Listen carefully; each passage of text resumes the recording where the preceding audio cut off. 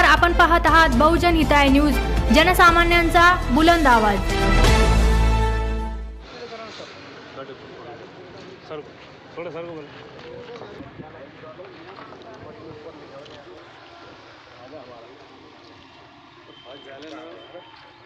आज अलमदनी उर्दू प्राथमिक शाळेतील सर्व शिक्षक, कायम कार्यरत सर्व शिक्षक उपोषणाशी यासाठी बसले की त्यांना गेल्या 4 वर्षापासून जिल्हा परिषद शिक्षण विभागाने वेतनापासून वंचित ठेवले आहे आणि तरी देखील ते नियमितपणे शाळेत येतात आणि शाळेचं ज्ञानदानाचं कार्य करत आहेत। त्यांना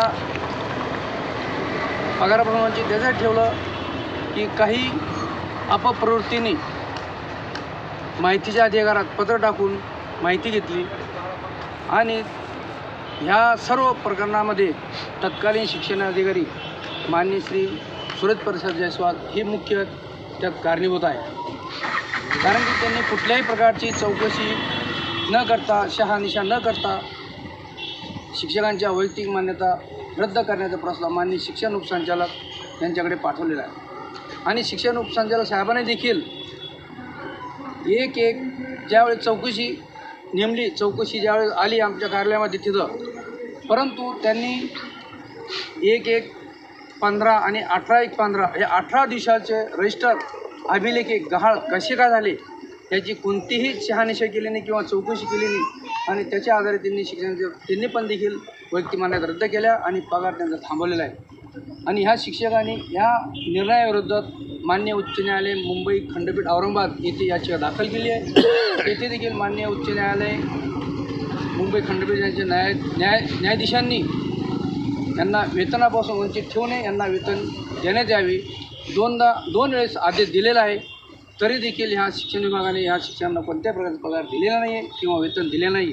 शेवटी नाईलाज असतो आज शिक्षकांना आमरण उपोषण करायची वेळ आलेली आहे, परंतु 1 वाजला तरी कोणतेही अधिकारी किंवा कर्मचारी या शिक्षकांना भेटायला आलेला नाही आहे आणि हे मला आज कळल्यानंतर मी त्यांना भेटायला आलो आहे।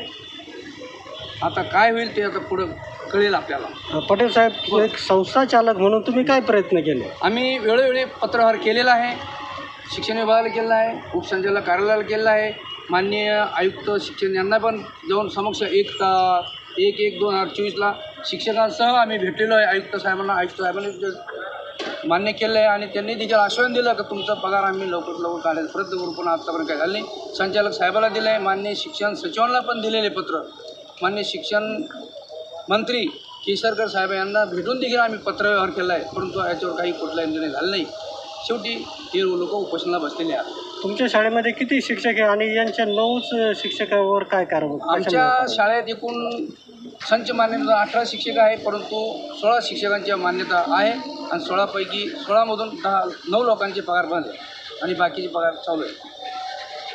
आपलं नाव? माझं नाव शेख अयूब उस्मान पटेल, संस्था चालक, सचिव आहे संस्थेचा। धन्यवाद।